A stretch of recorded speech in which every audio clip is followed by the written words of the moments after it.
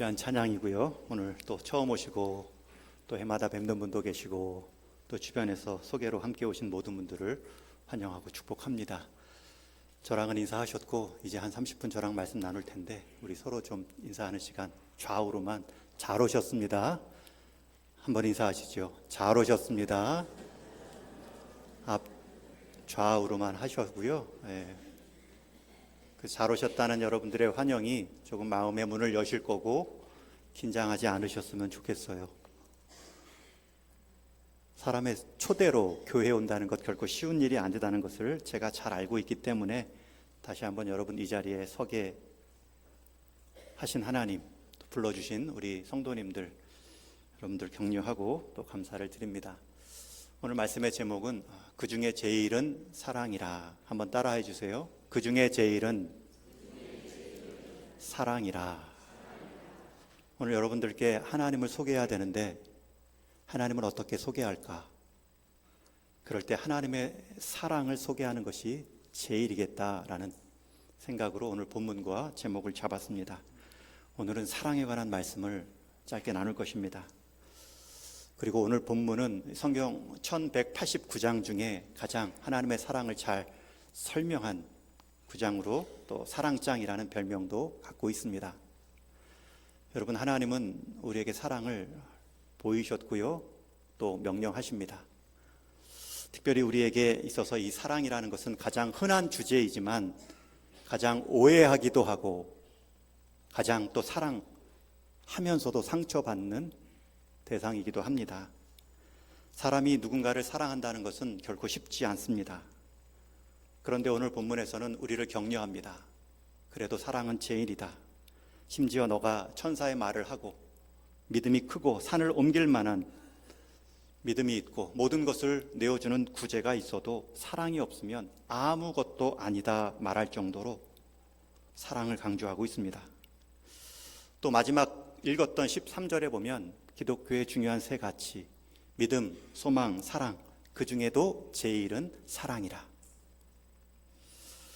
왜 제일인지는 제가 설교 말미에 설명할 것입니다. 성경은 지속해서 우리에게 사랑을 강조하고 있습니다. 심지어 원수까지도 사랑하는 것이 성경이 말하는 사랑이다. 여러분, 우리는 가족 사랑하기도 때로는 힘든데, 교회 성도 사랑하기도 때로는 힘든데, 원수를 사랑하는 것이 성경에서 말하는 사랑의 정의입니다. 그렇기 때문에 엄밀히 말하면 여러분, 사랑한다는 것은 어려운 일이 아니라 불가능한 일입니다. 왜냐하면 그 사랑이라는 것은 우리 안에 있는 성품이 아니기 때문입니다.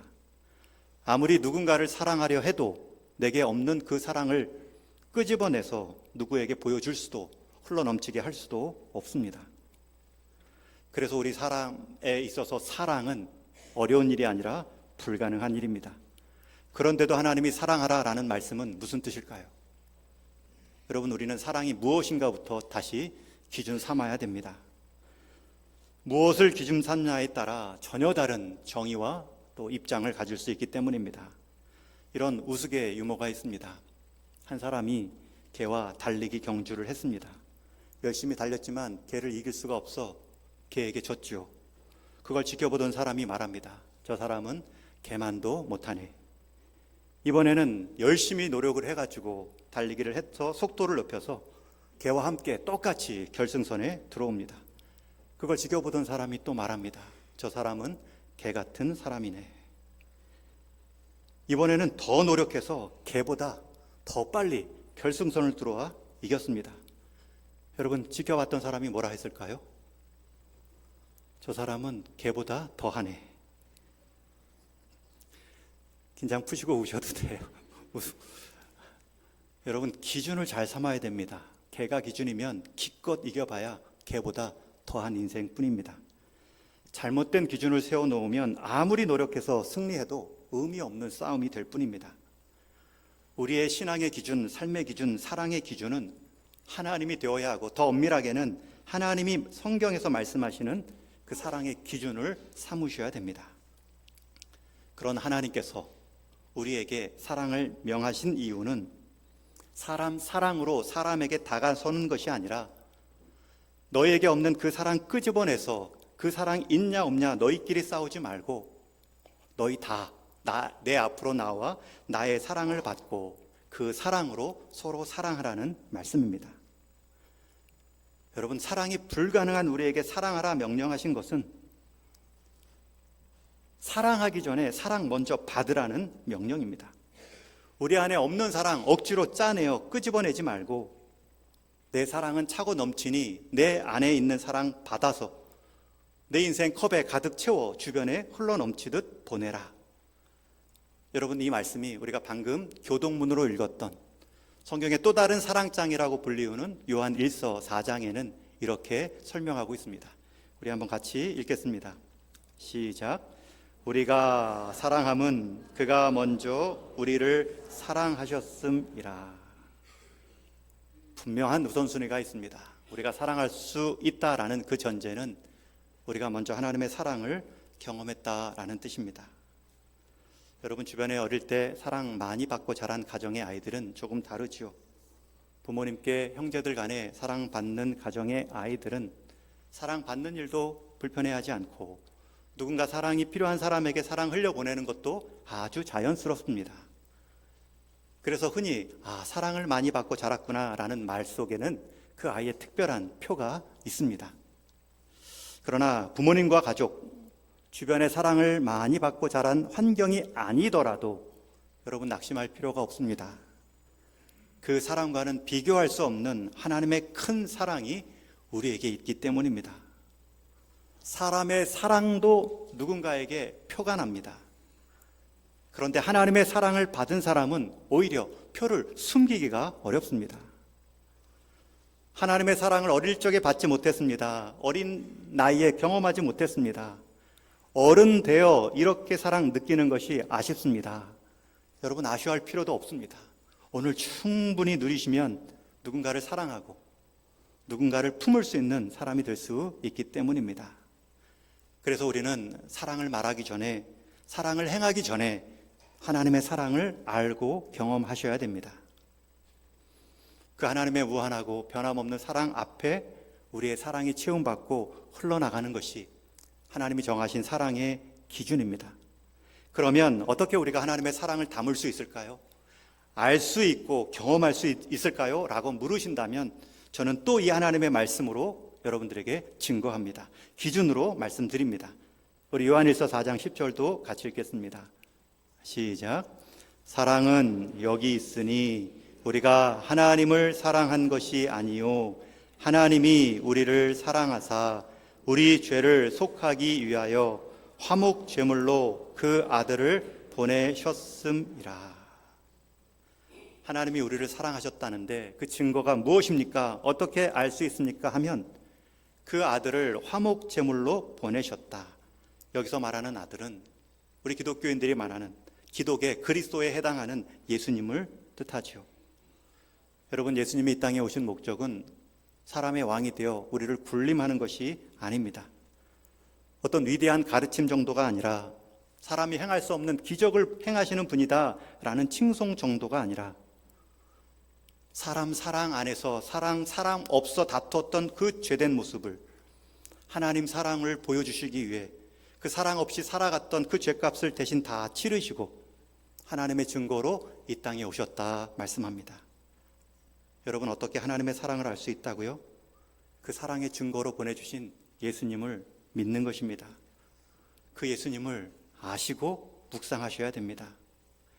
여러분, 어떻게 하나님이신 예수님이 사람이 되셨고 사람이 되신 것도 한없는 낮추심인데 우리 사람을 위하여 대신 죽으셨을까? 이것이 기독교 진리의 타고남입니다. 저는 이 하나님의 사랑의 표인 예수님을 만났습니다. 그 예수님의 사랑을 믿었습니다. 새 사람이 되는 기쁨도 있었고 차원이 다른 인생의 목적이 있구나 알아가는 기쁨이 있습니다. 그리고 그 하나님의 사랑을 이렇게 증거하는 목사와 선교사로 결심했습니다. 여러분도 그 사랑 앞에서 예수님의 사랑을 아셔야, 잘 믿어야 하나님의 사랑을 경험합니다. 우리가 이 땅에 사람 품을 수 있고 사랑할 수 있는 유일한 방법은 그 하나님 사랑을 경험하는 것입니다. 요한일서 4장 11절은 바로 이어서 이렇게 증거합니다. 우리 또 한번 같이 읽습니다. 시작. 사랑하는 자들아, 하나님이 이같이 우리를 사랑하셨은즉 우리도 서로 사랑하는 것이 마땅하도다. 또 한 번 강조합니다. 하나님의 사랑을 경험한 사람만이 누군가를 사랑할 힘이 있고 하나님의 사랑으로 지치지 않는, 뒤탈이 없는, 상처가 없는 사랑을 이어갈 수 있다 말하죠. 그리고 그것을 행하는 사람도 성숙해 갑니다. 누군가 내가 은혜를 베풀었다, 시혜를 베풀었다 교만해지지 않고 받은 하나님의 은혜의 사랑을 알기에 거저 나눌 뿐입니다. 이 우선순위가 분명한 사람, 그 사람은 사람 힘들게 사랑하지 않습니다. 저 사람까지는 사랑할 수 없습니다. 애쓰거나 노력하지도 않습니다. 그런 모습에 대해 자책하지도 않고요. 오히려 내가 지금 하나님의 사랑이 풍성한가, 먼저는 하나님이 나를 얼마나 사랑하셨는가, 그 사랑 안에 다시 들어갑니다. 그러면 하나님 앞에서 자격 없고 사랑 없던 나 같은 사람도 여전히 변함없이 하나님이 사랑하시는구나, 그 사랑 앞에 우리의 모든 삶의 마음과 태도가 바뀌죠. 그런데 정말 안타까운 것은 아직도 긴가민가입니다. 하나님이 우리를 이렇게 사랑하신다, 예수님까지 보내주셨는데 그 예수님이 나와 상관없듯이 그 예수님을 이 땅에 성인 중에 한 사람으로만 여기시든지 하나님이 사람이 되신 그 사건에 대한 깊은 이해와 믿음 없이 그저 좋은 사람의 말로, 교훈으로만 생각할 때가 있죠. 그래서 이런 말도 있습니다. 하나님은 우리를 사랑하는 게 어려운 것이 아니라 내가 너희를 이만큼 사랑한다, 이것을 설득하는 것이 어렵다 말씀하죠. 왜냐하면 사랑은 강제할 수 없기 때문입니다. 하나님은 우리를 향하여 사랑을 이렇게 펼쳐 보이시고 고백하고 있는데 그것을 하나님께서는 강제하지 못하십니다. 여러분, 오늘 이렇게 귀한 시간 내어주셔서 예배하고 기독교의 핵심이라 할 수 있는 하나님의 사랑을 나누고 있는데 이런 하나님의 사랑이 있구나, 여러분들의 마음을 문을 여시고 그 하나님의 사랑 앞에 내 인생이, 내 삶의 남은 시간들이 담기게 하여 주옵소서. 우리 먼저 믿은 우리 동일의 성도님들은 그렇게 기도하는 마음으로 이 예배에 참여해 주시고, 오늘 처음 말씀을 들으시고 예배하시는 분들은 한 번쯤은 하나님 앞에 그 하나님이 계시다면 이 시간 내게 아들을 주시기까지 사랑하신 그 예수님의 사랑을 깨닫고 살게 하여 주옵소서.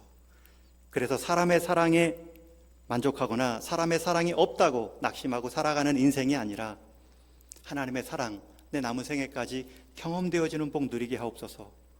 그렇게 기도하고 누릴 수 있기를 주님의 이름으로 축원합니다. 우리 어르신들도 경로당에서 많이 오셨죠. 벌써 11월입니다. 여러분, 11월, 12월 2달 남았죠. 우리 시간은 두루마리 화장지와 비슷하다고 합니다. 끝으로 갈수록 빨리 사라집니다. 같은 시간이지만 끝으로 갈수록 빨리 지나간다라고 느끼는 것이 우리 사람의 시간입니다. 여러분, 그럴 때 시간을 잘 쓰는 방법은 시간의 우선순위를 잘 정하는 것입니다. 여러분, 남은 시간 분명히 끝이 있고요, 그 시간은 점점 빨리 지나갈 것입니다. 그럴 때 남은 시간에 여러분들에게 무엇을 치워야 될 것인가, 무엇을 남겨야 될 것인가. 오늘 말씀의 제목은 그 중에 제일은 사랑이라.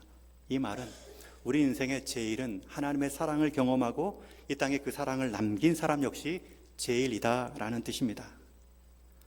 여러분, 기독교의 진리는 이 그리스도의 사랑, 죽음으로 우리를 살리신 하나님의 사랑에 있습니다.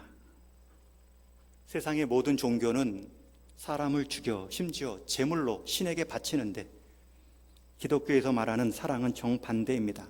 사람을 살리기 위해 하나님이 제물이 되어 죽으셨습니다.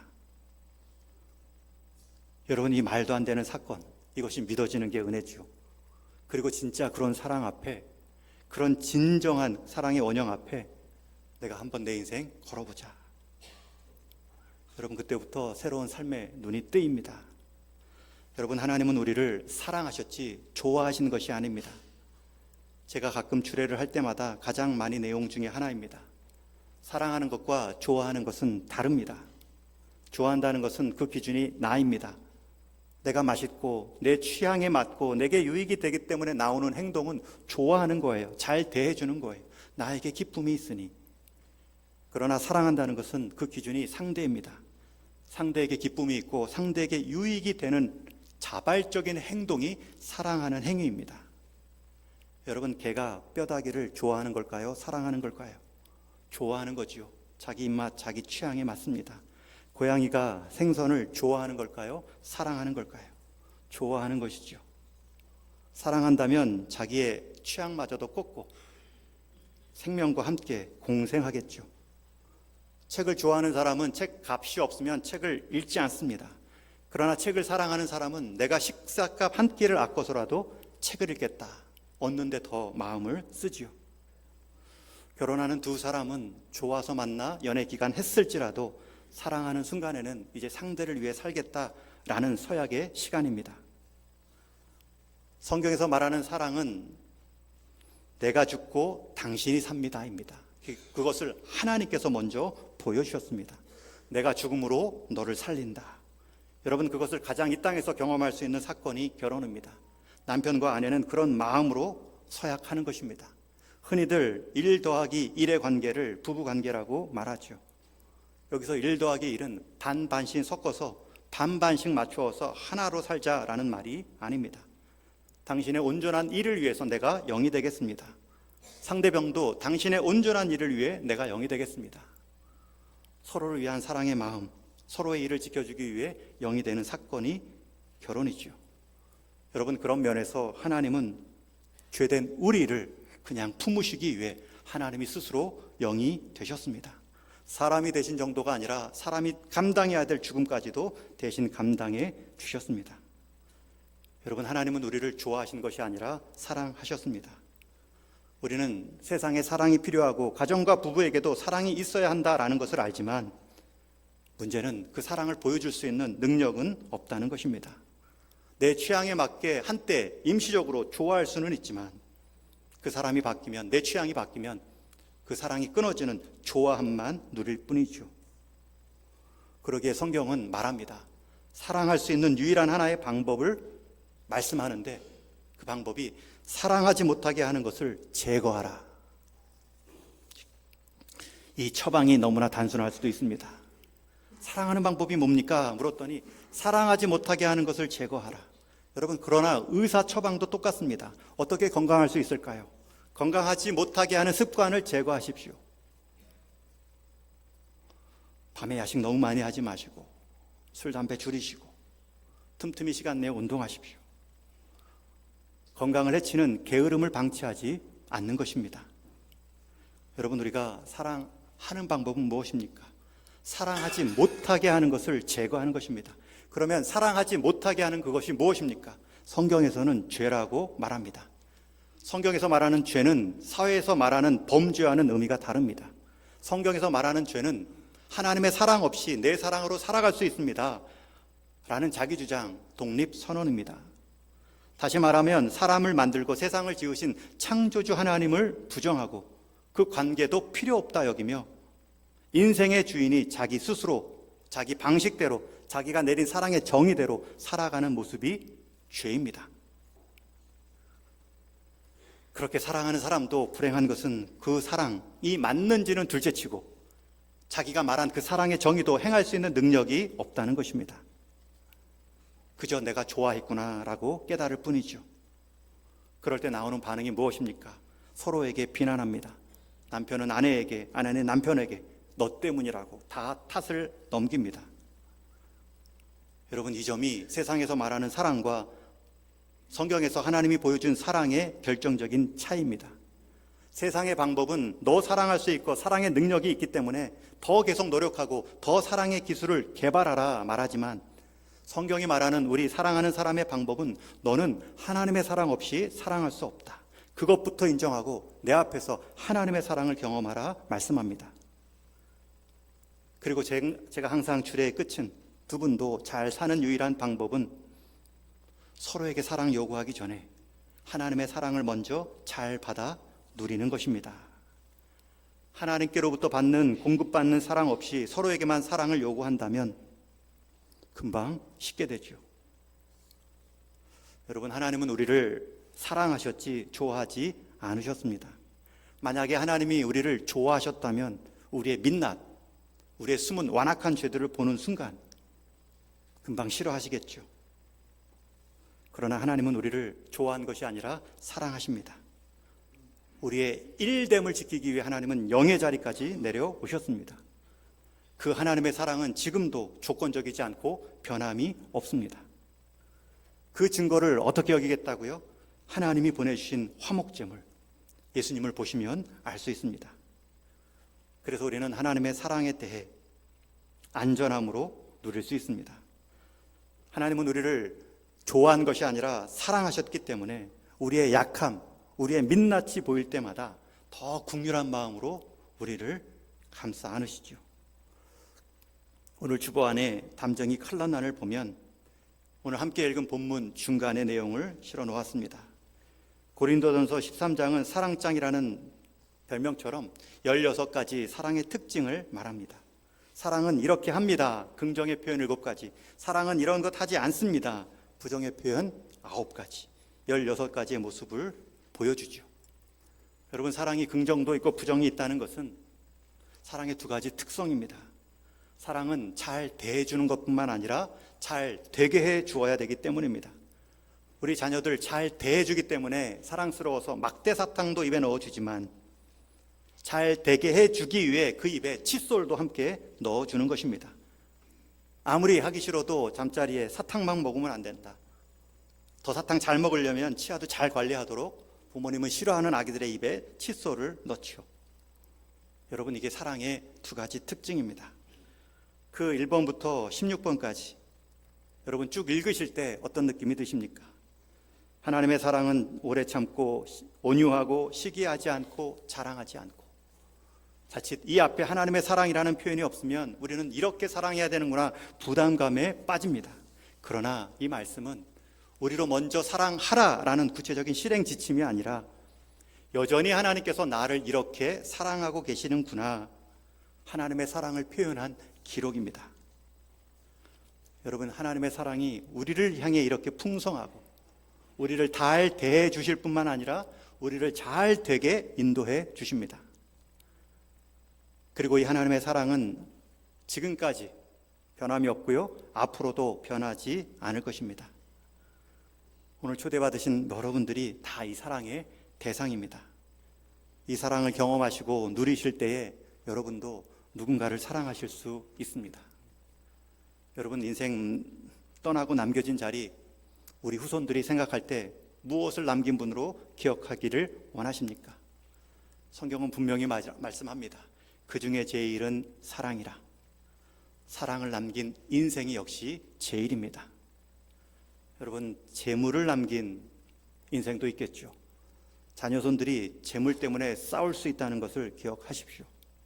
내 인생에 업적과 성취를 남길 수 있겠죠. 그러나 그 업적과 성취 가운데서도 사랑이 없다면 누군가를 짓밟고 그 사랑의 성공의 성취를 이루었지 사랑의 대상으로 품은 적이 없을 수도 있습니다. 우리가 이 사랑의 대상임을 알았다면 우리가 이 사랑을 인생 최고의 목적과 가치로 여길 수 있습니다. 지난 여름 전교인 가족 수양회 강사로 오신 우리 성복중앙교회 길성훈 목사님의 간증입니다. 이 성복중앙교회는 고려대 앞에 있기 때문에 고려대 학생들 중에 아침 무료 식사가 어려운 학생들, 지방에서 오거나 외국에서 유학 온 학생들, 끼리를 거르는 학생들에게 아침을 제공하는 사역을 하고 있습니다. 벌써 10여 년을 이어오고 있죠. 그 과정이 결코 쉽지 않습니다. 주 5일, 그 중에 5일 중에 2끼는 항상 단백질, 고기 반찬을 넣는다고 합니다.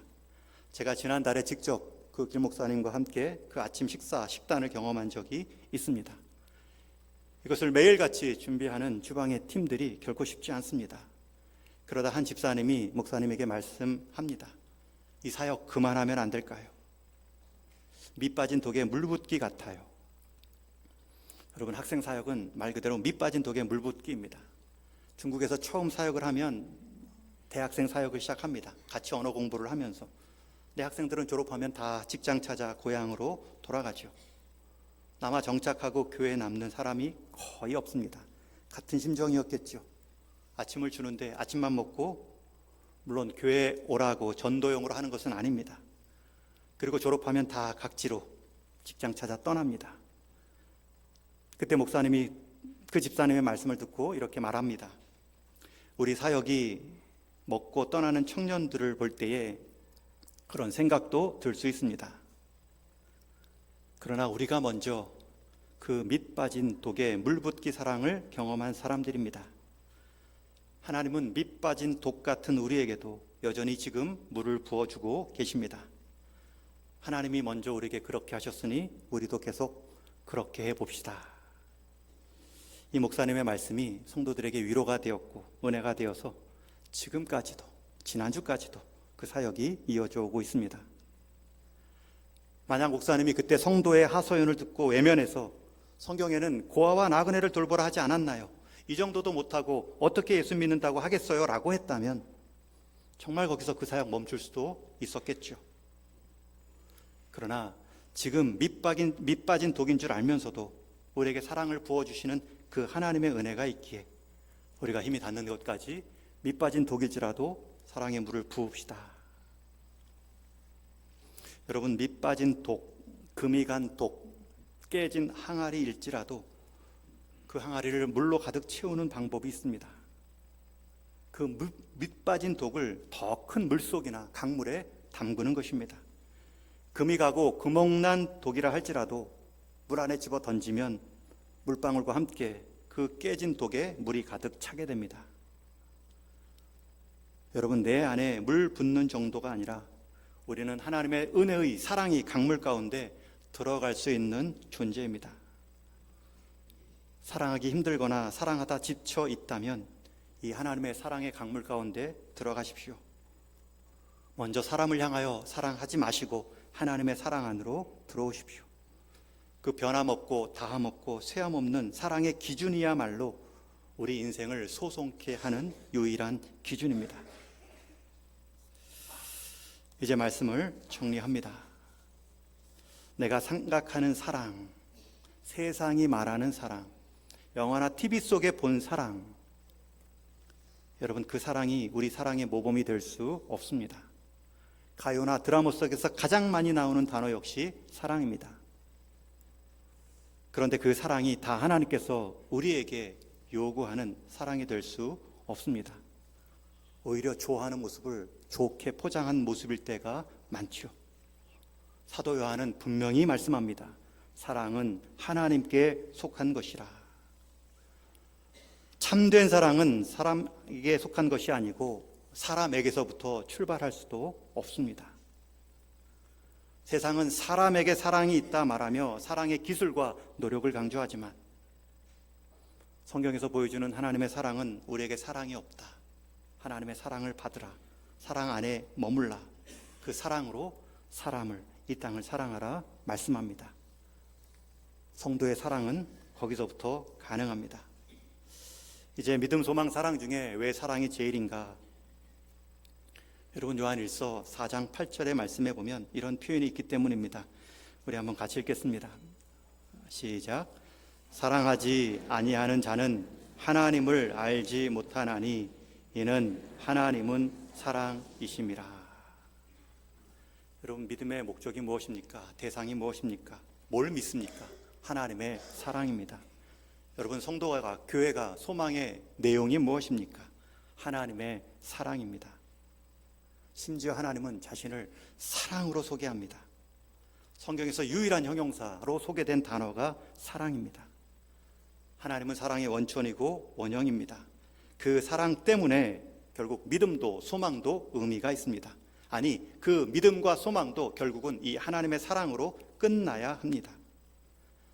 저는 오늘 참여하신 모든 우리 성도님들 뿐만 아니라 예배자들, 한번 사랑에 빠져보시되 사람 사랑 이전에 하나님 사랑이 얼마나 컸는지, 나를 얼마나 사랑하시기에 아들 예수님 독생자를 보내셔서 하나님을 아는 은혜를 주셨는지 경험하시고, 또 한 인생을 향한 여러분들의 사랑을 사람 사랑으로 채우는 것이 아니라 하나님의 사랑으로 채워 새로운 인생길이 있음을 보여줄 수 있는 새로운 출발의 이 가을 되기를 주님의 이름으로 축원합니다.